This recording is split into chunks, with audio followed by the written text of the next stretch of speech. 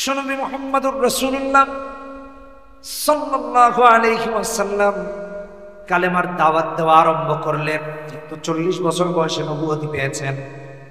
মানুষকে বলতে লাগলেন, ইয়া আইয়ুহান নাস কুলু লা ইলাহা ইল্লাল্লাহু তুফলিহুন, কালেমা পড়ো, কামিয়াব হয়ে যাবা, সফল কাম হয়ে যাবা।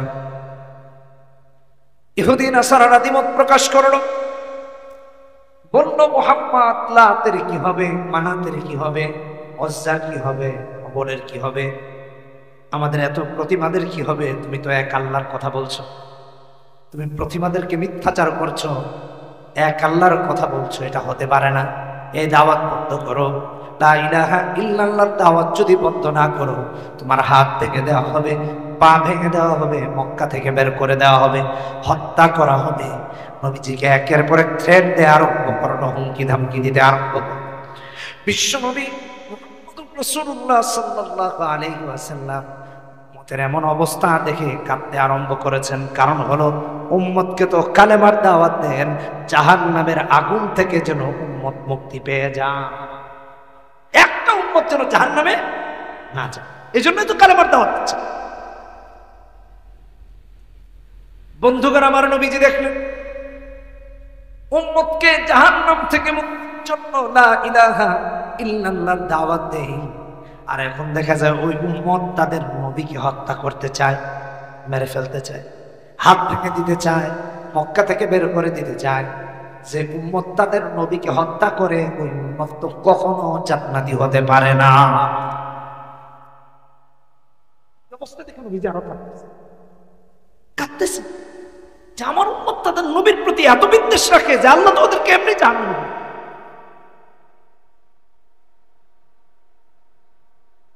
শুধু তাই না, 2024 সালের কথা বলছি, আজও যারা ওই নবীর ওয়ারিস হক্কানি আলেমদের সাথে বিদ্বেষ রাখে, দুশমনি রাখে, দেখতে পারে না, অপছন্দ করে, তারাও জাহান্নামী, তারাও জাহান্নামী, তারাও জাহান্নামী। কারণ নবীর ওয়ারিস যেন তেন না, হক্কানি আলেম হইতে হবে, বুঝলেন না? খালি লেবাস লাগাইলে আর পড়লে হবে না, দরবারি হলে চলবে না। দরবারি আছে না, দরবারে দরবারে ঘুরে অমুক মন্ত্রীর দয়ার জন্য, তমুক এমপির দয়ার জন্য, তমুক চেয়ারম্যান সাহেবের দয়ার জন্য না, এটা না।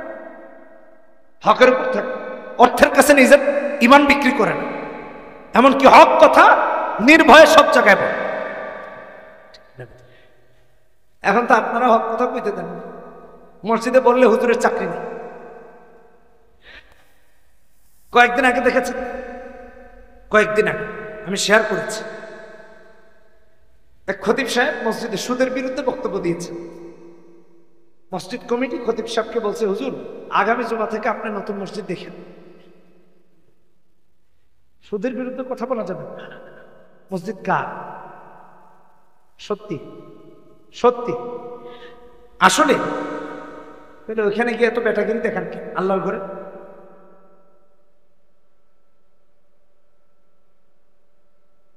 আল্লাহর ঘরে কোরআনের কথা বলতে গেলে যে বাধা দেয়, প্রতিবন্ধকতা সৃষ্টি করে, ইমামকে চাকরিচ্যুত করে, তার তো মসজিদে থাকারই অধিকার নাই, তাকে মসজিদ থেকে বের করে দিতে হবে। কারণ আমার আল্লাহ কোরআনে কারিমে বলেছেন, সূরা বাকারা 114 নম্বর আয়াত, 17 নম্বর পৃষ্ঠা, হিফজুল কোরআন প্রথম পারা, ওয়ামান আযলামু মিম্মান মানাআ মাসাজিদাল্লাহি আইয়ুযকারা ফীহা ইসমুহু ওয়া সাআ ফী খারাবিহা উলাইকা মা কানা লাহুম আইয়াদখুলুহা ইল্লা খায়ফিন। যে খতিবকে সুদের বিরুদ্ধে কথা বলতে দেয় না, ঘুষের বিরুদ্ধে কথা বলতে দেয় না, বিরুদ্ধে কথা বলতে দেয় না, আল্লাহর কথা আল্লাহর কথা বলতে দেয় না, মসজিদে আসার কোনো অধিকার নেই, তাকে মসজিদ থেকে বের করে দিতে হবে। আল্লাহ তারে জালেম বলছেন। আল্লাহ তারে কি বলছেন? জালেম। এটা আমার বক্তব্য, এটা কোরআনে কারিমের বক্তব্য। আচ্ছা রাখেন, এটা প্রবেশ যদি করতে হয় তাওবা করো, মা কানা লাহুম আইয়াদখুলুহা ইল্লা খায়ফ। যতক্ষণ তাওবা করে ভীত সন্ত্রস্ত হয়ে না আসবে, ততক্ষণ মসজিদের দরজা তার জন্য বন্ধ। চিল্লা এখন ঠিক কেন বেঠে? যে আল্লাহর বিধানের বিরোধিতা করে আপনারা মসজিদে আসতে কেটা করছে? আপনার তো ইমানই নেই। আগে ইমান আনেন, ভয় করেন আল্লাহকে, তারপরে বিধান হলো এটা। মনে থাকবে তো ইনশাআল্লাহ। আল্লাহ রাব্বুল আলামিন এই বিধান কোরআনে হাকিমে দিচ্ছেন, এটা আপনার আমার বানানো কোন বিধান। যেই কথা বলতেছিলাম নবীজি কালেমার দাওয়াত দেওয়া শুরু করছে, কাফের বেঈমানরা নবীজিকে বাধা দেওয়া শুরু করছে। মোহাম্মদ কালেমার দাওয়াত দেওয়া যাবে, ইসলামের দাওয়াত দেওয়া, হ্যাঁ ওঠাউঠি করো, পোলাপান মানুষ, এদেরকে ডায়াবেটিস আছে। আল্লাহ তাআলা তাই মুহাম্মদ সাল্লাল্লাহু আলাইহি ওয়াসাল্লামকে দায়িত্ব দিয়েছেন কালেমার প্রচারে, তিনি প্রচার করেছেন, ভয় পান না। আবু তালেব অভিভাবক, নবীজির গার্ডিয়ান। নবীজি কাঁদতে কাঁদতে বাড়িতে আসছে, আবু তালেব দেখছেন, কারণ নবীজির বাবা মারা যাওয়ার পর দাদা ছিলেন গার্ডিয়ান, দাদাও নাই, আবু তালেব চাচাও হয়েছেন অভিভাবক, গার্ডিয়ান। আবু তালেব ডেকে বলেন, ভাতিজা আমার, কান্না কেন করছো, চোখে পানি কেন? নবীজি বলেন, চাচা কালেমার দাওয়াত দেই, ওরা কেউ আমারে বলে মেরে ফেলবে, ও আমার হাত ভেঙে দিবে বলে, কেউ বলে মক্কা থেকে বের করে দিবে, কেউ বলে পা ভেঙে দিবে। ভয়ে কাঁদি না, বরং এই ভয়ে কাঁদি, না জানি আমার উম্মত তাদের নবীকে হত্যা করে জাহান্নামে চলে যায় কিনা। এই জন্য উম্মতের ভয়ে কাঁদি, যাতে করে একটা উম্মত জাহান্নামে চলে না যায়।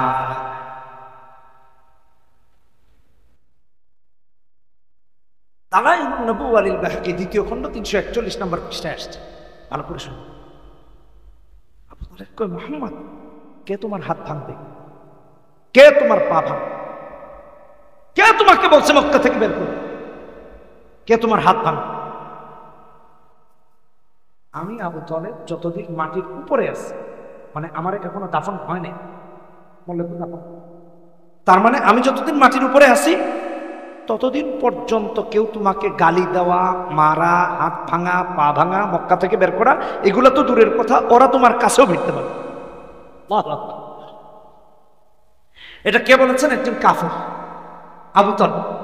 যাও ভাতিজা ইসলামের দাওয়াত দাও, কোরআনের দাওয়াত দাও। আবু তালেব ইসলামের সহযোগিতা করেছে, কাফের হয়েও ইসলামের সহযোগিতা করেছেন। আর আজকালকের কিছু মুনাফিক এলাকায় এলাকায় বাড়ি বাড়ি তৈরি হয়েছে, এরা নাম মুসলমানের, মুসলমান দাবি করে ইসলামের ক্ষতি করে, ইসলামে আইন চায় না, কোরআনে আইন চায় না, চায় না হক্কানি আলেমদের সাথে থাকতে, বরং তাদের বিরোধিতা। আল্লাহর ভয় করেন, আল্লাহকে। আবু তালেব ডেকে বলে, মুহাম্মদ ওয়াল্লাহি লান ইয়াসিলু ইলাইকা বিজামইহিম হাত্তা ওয়াসাদা ফিত তুরাবি দাফিনা ওয়া দাউতানি ওয়া আলিমতু আন্নাকা নাসিহি ফালাকাদ সাদাকতা ওয়া কুনতা ফিনা আমিনা ওয়া আরাদতা দীনান قد عرفت بأنه من خير أديان البرية دينا لولا الملامة أو حذاء مثبت لوجدتني سمحا ذاك مبينا। আবু তালেব বললেন, মুহাম্মদ ইসলামের দাওয়াত দাও, কোরআনের দাওয়াত দাও, আমি যতদিন মাটির নিচে না যাব ততদিন পর্যন্ত কেউ তোমার কোনো কিছু করতে পারবে না। শুধু তাই না ভাইয়ারা আমার, আবু তালেব বলে, তুমি আমার দাওয়াত দিয়েছো, وعرضت دينا قد عرفت بأنه من خير أديان البرية। মুহাম্মদ রে, তুমি আমার সামনে যে ধর্ম উপস্থাপন করেছো, অর্থাৎ ইসলাম, তামাম পৃথিবীতে যত ধর্ম আছে সমস্ত ধর্মের মাঝে সেরা হলো ইসলাম। একজন কাফেরের বক্তব্য। আর আমরা মুসলমান হয়ে ইসলাম পারলাম, কোরআনের আইন পারলাম। আল্লাহ হেদায়েত দান। এই জন্য বন্ধুগণ আমার, আবু তালেব যে কাফের ছিলেন একটু দেখেন, মুসলিম শরীফের 141 নম্বর হাদিসের মধ্যে এসেছে, আবু তালেব যখন মুমূর্ষ অবস্থায় মৃত্যুর বিছানায় শুয়ে আছে, নবীজি অস্থির হয়ে কান্না করতেছেন, চোখ দিয়ে পানি পড়তেছে, যে আহারে, যে চাচা আমাকে ইসলামের জন্য এত সাহায্য করেছেন, তিনি আজকে বেঈমান হয়ে মারা যাবেন, এটা তো হতেই পারে না। নবীজি কান্না করেন, ওদের দয়া মায়া হয় না, ওরা নবীজিকে চাচার কাছে যেতে দেয় না, কয় মুহাম্মদ দূরে থাকো, এই জন্য বলে, যাতে করে নবীজির দাওয়াত পেয়ে আবু তালেব যেন মুসলমান না হয়ে যা, জন্য যাইতে দেন। নবী কাঁদছেন তো কাঁদছেন, কাঁদছেন তো কাঁদছেন। মুহাম্মদ সাল্লাল্লাহু আলাইহি ওয়াসাল্লামের কান্না দেখে এক পর্যায়ে নেতাদের দয়া হলো, আবু জেহেল, আবু লাহাবদের। ওরা কয় ঠিক আছে, যাও তোমার চাচার সাথে কথা বল। নবীজি চাচার কাছে গেলেন। মুসলিম শরীফের 141 নম্বর হাদিসে আসছে, নবীজি আবু তালেবের কাছে গিয়ে বলেন, ইয়া আম্মি কুল লা ইলাহা ইল্লাল্লাহ কালিমাতান আশহাদু লাকা বিহা ইনদাল্লাহ। চাচা আমার, আপনি শুধু একবার লা ইলাহা ইল্লাল্লাহ পড়েন, কিয়ামতের দিন আপনার পক্ষে আমি মুহাম্মদুর রাসূলুল্লাহ সাক্ষী দিব। সুবহানাল্লাহ। আবু তালেব জাহান্নামকে গ্রহণ করলেন, কালেমা গ্রহণ করলেন না, বেঈমান হয়ে মারা গেলেন। কারণ আশেপাশে যে সমস্ত নেতা, ওরা কয় খবরদার আবু তালেব, ইসলাম গ্রহণ করো না, বাপ দাদার ধর্মে কলঙ্ক লেপন করো না, ইসলাম গ্রহণ করা যাবে না, লাত মানাত উজ্জা হবলকে অপমান করা যাবে না। এই জন্য কালেমা গ্রহণ করেন নাই, বেঈমান হয়ে মারা গেছেন। নবীজি চাচার জন্য কাঁদেন, এই কথা ভেবে ভেবে, যেই চাচা আমাকে এত সহযোগিতা করেছেন, তিনি আজকে বেঈমান হয়ে মারা গেলেন, আর জাহান্নামী হয়ে যাবেন, এর চেয়ে কষ্টের কিছু হতে পারে না। অথচ চাচা আমাকে ইসলামের জন্য কতই না সাহায্য করেছেন, আমার সেফটি সিকিউরিটির কথা নিজের কাঁধে নিয়ে নিয়েছেন, আর বলেছেন আমি জীবিত থাকতে তোমার কেউ কোনো কিছু করতে পারবে না, কালেমার দাওয়াত দাও, ইসলামের দাওয়াত দাও।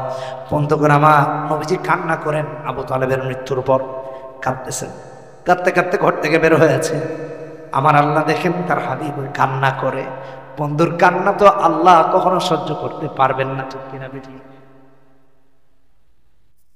আল্লাহ রাব্বুল আলামিন আয়াত নাযিল করে দিয়েছেন সূরাতুল কসাস 56 নম্বর আয়াতে। আমার আল্লাহ বলেন, ইন্নাকা লা তাহদি মান আহবাবতা ওয়ালাকিন্নাল্লাহা ইয়াহদি মান ইয়াশা। ও আমার হাবিব, আপনি আবু তালেবের ইসলাম গ্রহণ না করার জন্য কান্না করছেন, শুনে রাখেন, হেদায়েত তো আপনার কাছে দেওয়ার মালিক আপনি না। কথা কোন ঠিক না বেটি? হেদায়েত দেওয়ার মালিক হলাম আমি আল্লাহ। আমি আল্লাহ যারে চাই তার হেদায়েত দেই, আর আমি আল্লাহ যারে হেদায়েত দেই না, তাম পৃথিবী মিলেও তার হেদায়েত দেওয়া যায় না। কান্না বন্ধ। লা তাহদি মান আহবাব। আপনি মহব্বত করেন দেখেছেন সে মুসলমান হয়ে যাবে, তা না, হেদায়েত পাবে তা না। একমাত্র আপনি যদি কবুল করে দিলেন হেদায়েত,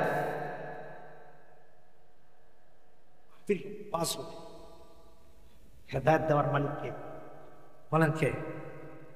এই যে আপনি আর আমি এখানে আসছি, কথা বুঝছেন? আপনি আর আমি যে এখানে আসছি, আমাদের এই আশাটা যদি আল্লাহর জন্য হয়, কথা বুঝছেন? এখন তো মাহফিলে সার্কেসও, আজব আজব কাহিনী। যিনি নামের আগে মুফাসসির লেখা, মাহফিলে গিয়ে ফাইটার পুরো হাদিসের কথা, পুরো সময় খালি দুষ্টান।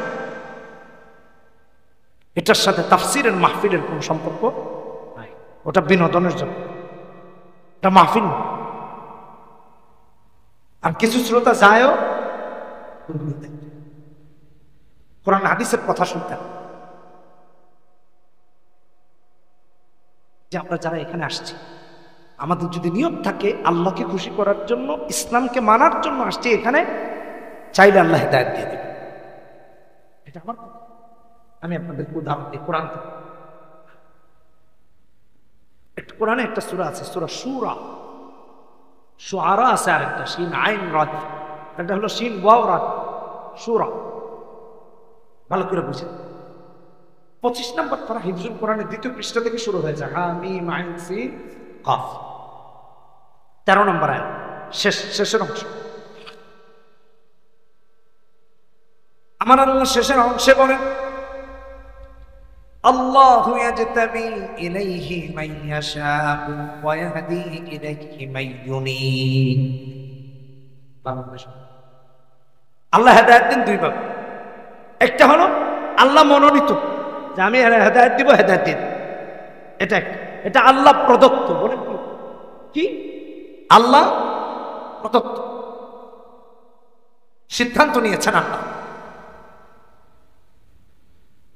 আরেকটা হলো আমার আল্লাহ যখন দেখেন আমার বান্দা আমাকে খুশি করার নামাজে যায়, সালাতে যায়, হজে যায়, যাকাত দেয়, মাহফিলেও পর্যন্ত যায়, আমার আল্লাহ যখন দেখেন তার বান্দা এগিয়ে আসে, আল্লাহ নিজে বান্দার এগিয়ে আশাকে দেখে হেদায়েত দিয়ে দেন।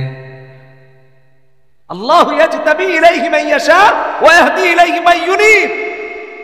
একটা হলো আল্লাহ কুদরতি ভাবে হেদায়েত দিয়ে দেন, আরেকটা হলো বান্দা আমার কাছে আসছে আমাকে জানার জন্য, আমার কথা শোনার জন্য, আমাকে খুশি করার জন্য, আমি খুশি হয়ে তার হেদায়েত দিই।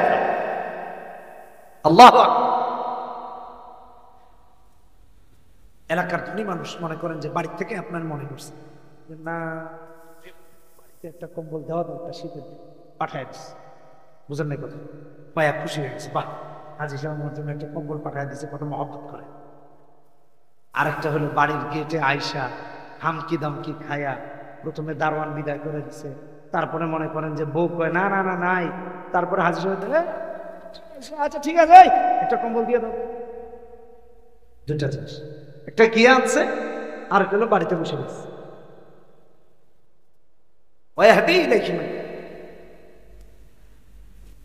হাকিম আখতার রহমতুল্লাহ আলাইহি একটা কিতাব লিখেছেন দারদে মুহাব্বত, ভালো করে শুনুন। তিনি একটা উদাহরণ দিয়েছেন, এক ব্যক্তি ভালো মানুষ, ঋণগ্রস্ত হয়ে গেছে, ঋণগ্রস্ত হয়ে গেছে। ঋণ দিবে কেমনে? তার ইচ্ছা আছে, মানুষের তো ঋণ দিলে দেওয়ার ইচ্ছা নিলে আর এর মহাকাশে খুঁজেও পাওয়া যায়, ঠিক কিনা? বাথরুমের ভিতরে দরজা লাগায় বসে থাকে, তাও তো কামাই নাই। এক লোক টাকা ঋণ, এখন আর যে ঋণ দাতা সে আপনারে খুঁজে পায়, ফোন দিলেই কয় বরিশাল, ফোন দিলেই কয় খুলনা, ফোন দিলেই কয় ঢাকা, বুঝলেন? আর কাশপুর আর খুঁজে পাওয়া যায়। এখন হঠাৎ একদিন ঋণ দাতা যে আর ঋণ গ্রহীতা যে দুইজনই কক্সবাজারের অটোতে দুইজনই ঘুরতেছে, হঠাৎ করে পিছনের রিক্সায় ঋণ দাতা যে ঋণ দিছে আর ঋণ গ্রহীতার সামনে নিচ্ছে, আরে এইখানে ফোন লাগাইছে, কিরে সলিমউদ্দিন কি খবর? ভালো ভাই, আপনার টাকাটা তো দেওয়ার জন্য আমি খুব, কিন্তু দুঃখজনক হইল কিনা আমি কুয়াকাটা আসছি। আছে কই? কক্সবাজার। কই আছে? কুয়াকাটা। ঋণদাতা কই এই তো পাইছি। কয় ভাই আমিও কুয়াকাটা। কয় আপনি কুয়াকাটা কই? কয় কুয়াকাটা তোর পিছনের দিকে, আম তাকায় দেন। অথচ দুইজনই কই কথা, ভালো করে বুঝি। এগুলা চলতেছে, ঋণ নিলে আর দিতে চায়, আহারে। অথচ আরেকজনের হক মাইরা দিয়া মসজিদে গিয়া সিজদা দিতে দিতে কপাল খা করে ফেলতেছে।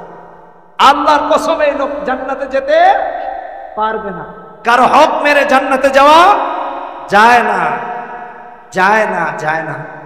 এখন আবার আমাদের এলাকায় কিছু মানুষ আছে এরকম, বনের সম্পদ মেরে দেয়, কথা কোন ঠিক কিনা বেঠে?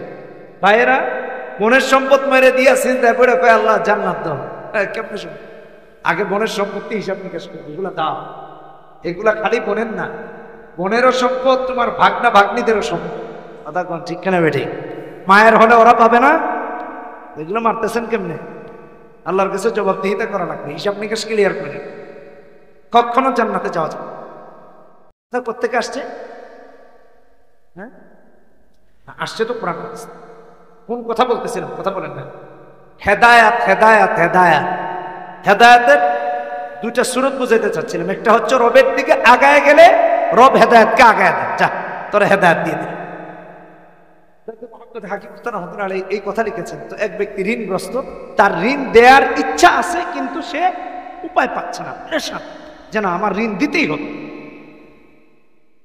শুনছে কয়েকশো কিলোমিটার দূরে, কয়েকশো মাইল দূরে এক ধনী ব্যক্তি আছে, বুঝছেন কথা?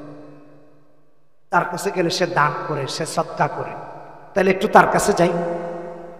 তার কাছে এত জায়গা পাড়ি দিয়া ক্লান্ত, মুসাফির মানুষ, যেতে যেতে ক্লান্ত। এতদিন নাকি, আগে তো এত যানবাহন ব্যবস্থা এত ভালো ছিল। গিয়ে তার এলাকায় ঢুকে শুনে হাজী সাহেব মারা গেছে, যার কাছে আসছে তিনি মারা গেছে। এত কষ্ট করে আসলো, তিনি আর বেঁচে নেই। আমি আমার ঋণটা কেমনে দেব? আমি তো সর্বোচ্চ চেষ্টা করছি, অন্তত পক্ষে সব গিয়াও যেন মানুষের ঋণটা পরিশোধ করতে পারি। এত কষ্ট করলাম, শত শত মাইল দূরে আসলাম। কাঁদতেছে, কাঁদতে কাঁদতে কাঁদতে কাঁদতে মসজিদে ঢুকছে। মসজিদে ঢুকে মানুষ যখন কান্না করে দেখবেন তখন দুর্বল হয়ে যায়। বাচ্চারা দেখবেন কাঁদতে থাকলে এক পর্যায়ে ঘুমায়, রেখে দেন এক জায়গায়, কাঁদতে কাঁদতে দেখবেন ঘুমায় গেছে। হাকিম আখতার রহমতুল্লাহ এরপর লিখেন, অনেক সময় বাচ্চারা ঘুমায় না বিছানায়। এই যারা বাপ হয়েছেন একটু শুনেন, পর্দার আড়ালে যে সমস্ত মায়েরা শুনতেছেন ভালো করে শুনেন, একটা আমল মনে পড়ছে, এটা বলে আছে। অনেক সময় বাচ্চারা ঘুমায় না, মারা বাবারা হুজুরদের কাছে পাঠাইছে, হুজুর একটু ফু দিয়ে দিন, আমার ছেলে তো ঘুমায় না, রাত 3টা পর্যন্ত জাগবেন, 2টা পর্যন্ত জাগবেন। হাকিম আখতার রহমতুল্লাহ আলাইহি লিখেন, কেউ যদি ইয়া লতীফু ইয়া লতীফু ইয়া লতীফু ইয়া লতীফু ইয়া লতীফু ইয়া লতীফু ইয়া লতীফু, এটা আল্লাহর গুণবাচক একটা নাম লতীফ। ইয়া লতীফু এটা 7 বার পড়ে বাচ্চাকে ফু দে, আল্লাহ চাইলে তারে কুদরতিভাবে ঘুম পাড়ায় দিবেন। এটা একটা আমল, হাকিম আখতার রহমতুল্লাহ আলাইহিও তার কিতাবে লিখেছেন। তো যাই হোক, মসজিদে গেছে, ক্লান্ত, দেহ ক্লান্ত, গিয়া কাঁদতে কাঁদতে এই কষ্টে আছে, এত দূরে আসলাম, আল্লাহ আমি আমার ঋণগুলা কেমন, চেষ্টার তো কোনো ত্রুটি নেই। কাঁদতে কাঁদতে কাঁদতে কাঁদতে সফরের ক্লান্তি আর ঘুমের ক্লান্তি, কান্নার ক্লান্তি দুটো মিলে ঘুমায় পড়ছে। ঘুমের মধ্যে স্বপ্ন দেখতেছে, ভালো করে শুনে, স্বপ্ন সবার দলিল না, নবীদের স্বপ্ন ছাড়া কোনো স্বপ্ন দলিল, ভালো করে বুঝেন। আমাদের স্বপ্ন 3 রকম হয়, আল্লাহর তরফ থেকে হতে পারে, কথা বুঝেন, শয়তানের তরফ থেকে হতে পারে, আর আরেকটা আমরা সারাদিন যা করি কাল্পনিক বা আমাদের কাজকাম এগুলার ভিত্তিতে হতে পারে। আমাদের স্বপ্ন দলিল না, এটাও দলিল। তবে এই ভদ্রলোক ঘুমিয়েছে, ঘুমিয়ে স্বপ্ন দেখতেছে যে তার ঘরের মাটি খুঁড়ে তার পূর্বপুরুষ কিছু সম্পদ গচ্ছিত রেখে গেছে। ঘুমের মাঝে স্বপ্ন দেখতেছে, আল্লাহ দেখাইছে, স্বপ্নে দেখতেছে যে এত সম্পদ এখানে আছে যে এইগুলো বিক্রি করে তার ঋণ পরিশোধ করেও তার কাছে আরো টাকা থাকবে। দেখে তো আশ্চর্য, জানে এটা কি স্বপ্ন দেখবে, তাও কত মাইল দূরে এসে এটা কি স্বপ্ন দেখবে। আবার ঘুম থেকে উঠে বাড়ির দিকে রওনা করছে, কে সত্যি সত্যি স্বপ্নে যেরকম দেখেছে ওই জায়গা করতে করতে দেখে সত্যি সত্যি একটা পাত্রের মাঝে কিছু গচ্ছিত সম্পদ রাখা। সুবহানাল্লাহ। এটা নিয়ে বিক্রি করে তার ঋণ পরিশোধ। আমি কি বুঝাইতে চাইলাম, হাকিম আখতার রহমতুল্লাহ আলাইহি বুঝাইছেন তার চেষ্টার কোনো ত্রুটি ছিল না, চেষ্টা করে এত চেষ্টা করছে শত শত মাইল দূরে চলে গেছে তার ঋণ পরিশোধের জন্য, ভালো করে ভালো কাজের জন্য। আল্লাহ তার প্রতি ইহসানের হাত বাড়াইয়া দিয়েছেন, তার রাস্তা করে দিয়েছে। সুবহানাল্লাহ। আমরা যখন আল্লাহর জন্য আগায় আসবো, আল্লাহ আমাদের জন্য পথ খুলে দেবেন। কথা বলেন ঠিক কিনা বেঠিক? আরেকটা হলো আল্লাহর স্পেশাল, একটা ভালো করে শুনুন। আবু বকর সিদ্দিক রাদিয়াল্লাহু তাআলা আল্লাহ প্রদত্ত, আল্লাহ মনোনীত হেদায়েতে বসে।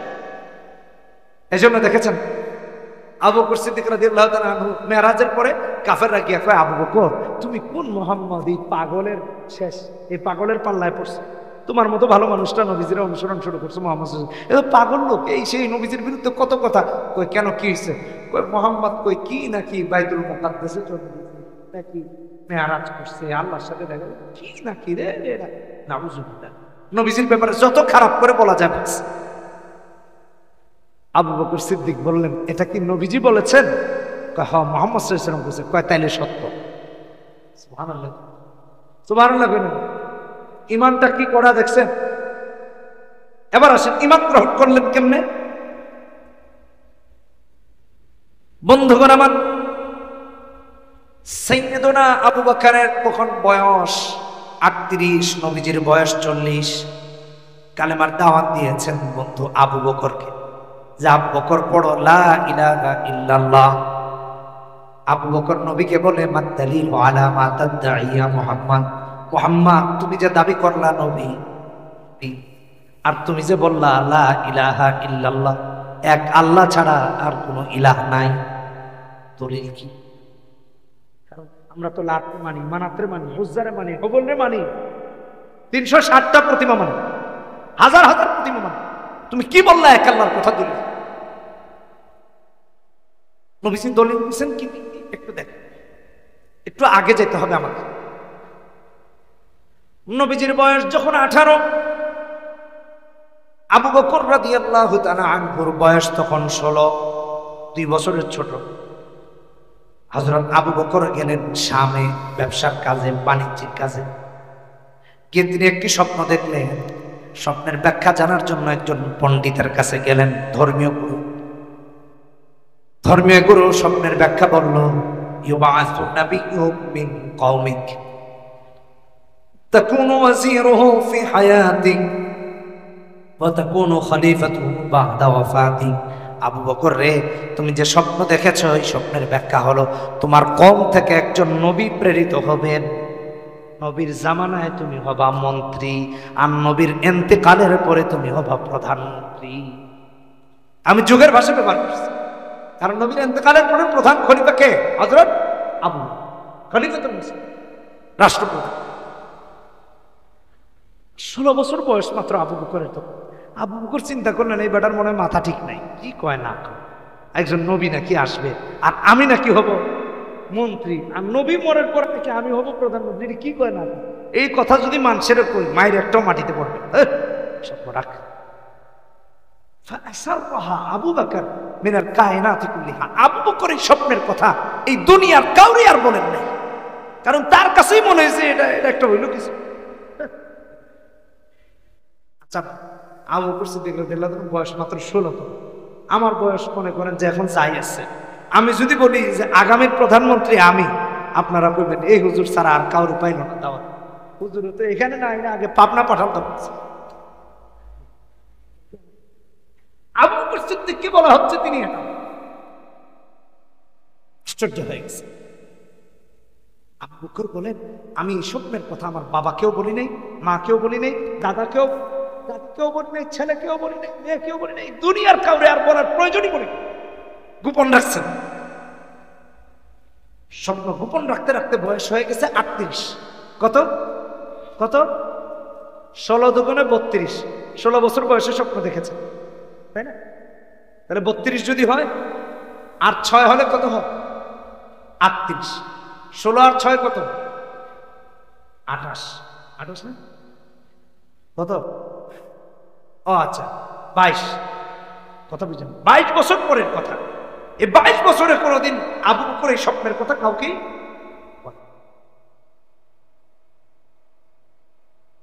নবীজি আবু বকর কি বললেন? আবু বকর পড়ো লা ইলাহা ইল্লাল্লাহ।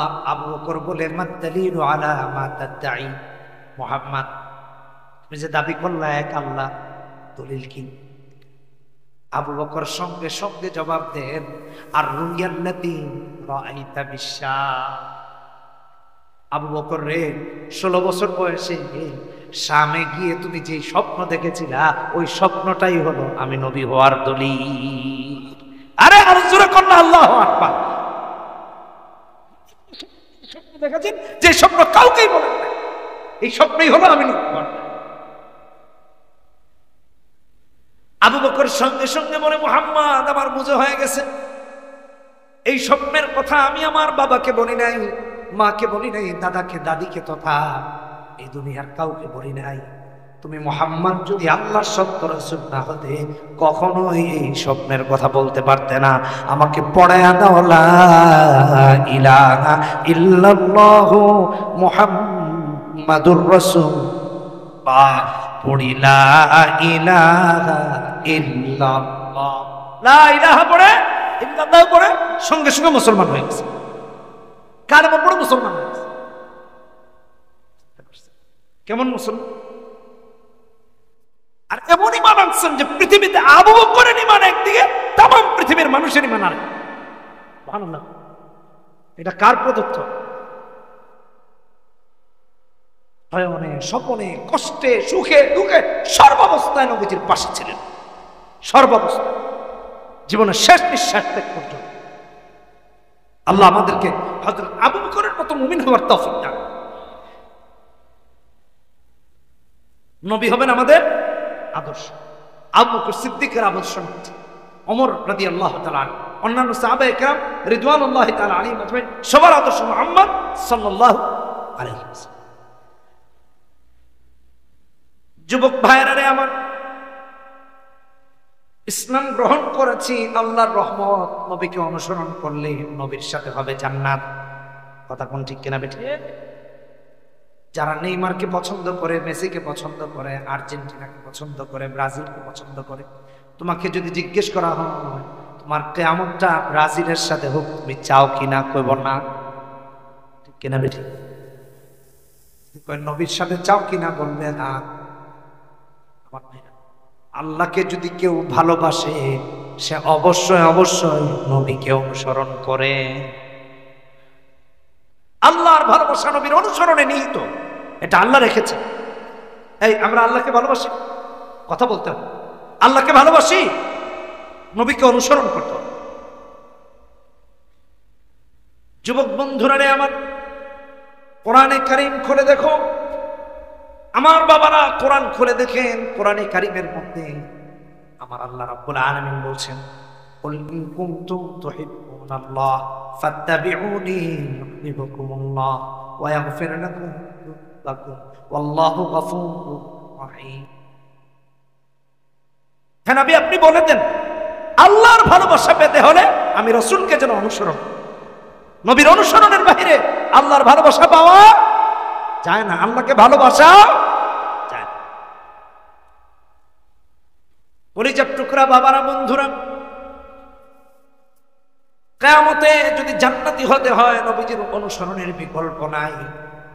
তাই তো আমার আল্লাহ অন্য আয়াতে বলেন, 69 নম্বর আয়াত সূরা নিসা, মাইয়ুতি'আর রাসূলা ওয়া মাইয়ুতি'আল্লাহা ওয়ার রাসূল ফাউলাইকা মা'আল্লাযীনা আন'আমা আল্লাহু আলাইহিম মিনান নাবিয়্যিন ওয়াস-সিদ্দীকিন ওয়াশ-শুহাদা'i ওয়াস-সালিহিন ওয়া হাসুনা উলাইকা রাফীকা।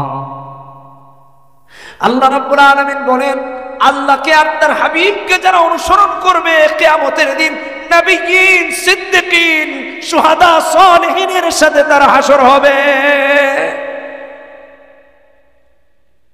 বন্ধুরা রে আমার, যুবকেরা আমার, কলিজার টুকরা মা বোনেরা আমার বাবারা, ভালো করে মনোযোগ দিয়ে শুনেন। আল্লাহ রাব্বুল আলামিন কোরআনে কারীমে সূরা নিসাতে 80 নম্বর আয়াতে বলেন, মাইয়ুতি'র রাসূলা ফাকাদ আতা আল্লাহ, যে আমার হাবিবের অনুসরণ করলো সে যেন স্বয়ং আল্লাহকেই অনুসরণ করেছে। সুবহানাল্লাহ। এজন্য নবীর অনুসরণ করলে অনুসরণ হয় কার? জোরে বলেন কার? আমার আল্লাহ বলেছেন নবী হলেন আদর্শ আমাদের জন্য। আমরা যদি নবীকে আদর্শ বানাই অটোমেটিকলি আল্লাহকে অনুসরণ করা হয়ে যাবে। ঠিক কিনা বেঠিক?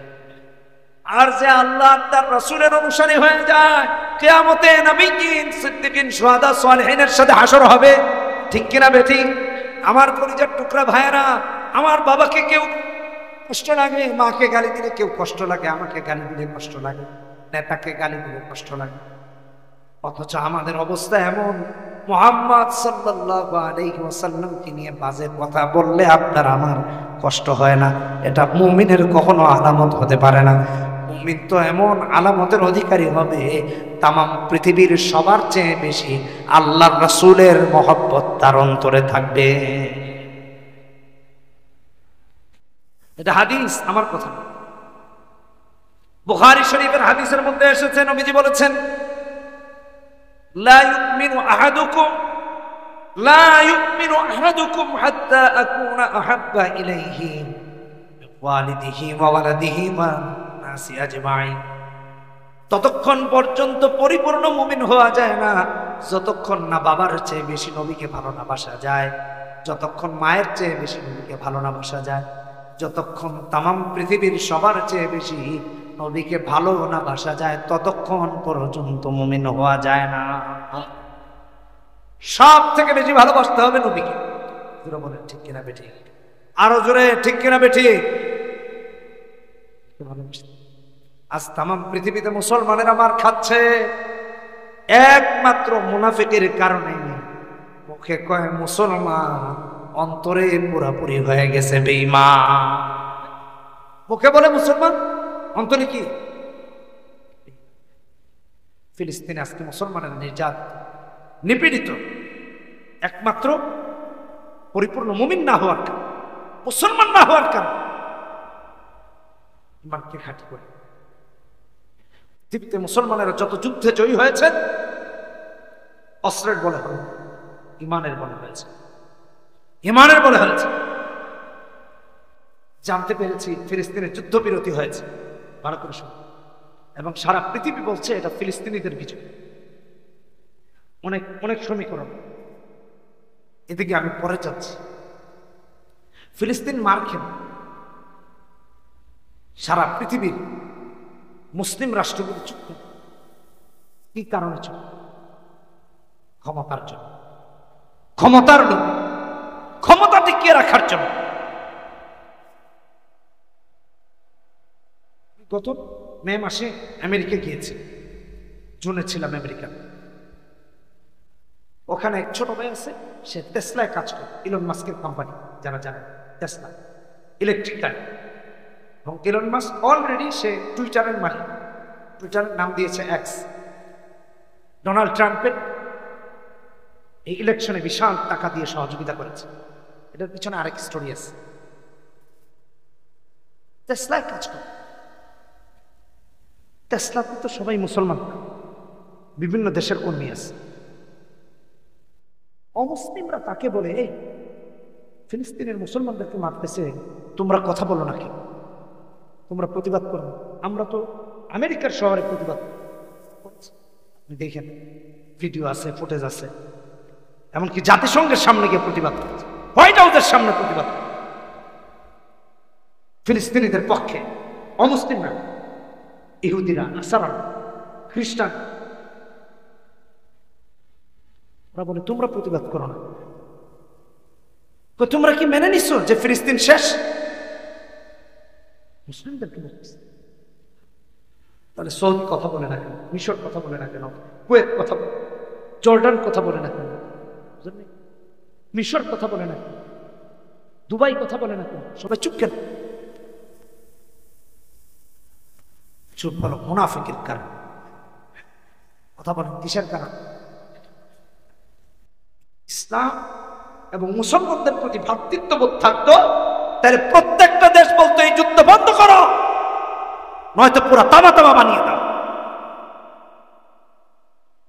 ওরা যদি বলতো তোমরা ইসরায়েলকে অস্ত্র দিচ্ছ, তোমরা গোলা বারুদ দিচ্ছ, তোমরা ট্যাঙ্ক পাঠাচ্ছ, তোমরা সৈন্য দিচ্ছ, মুসলিম রাষ্ট্রগুলো যদি বলতো তোমরা যদি ইসরায়েলকে সাহায্য করো, আমরা ফিলিস্তিনের পক্ষে আসি, অস্ত্র দিব, গোলা বারুদ দিব, সৈন্য দিয়ে সাহায্য করবো, দেখতেন যুদ্ধ 24 ঘন্টার মধ্যে থেমে যাবে।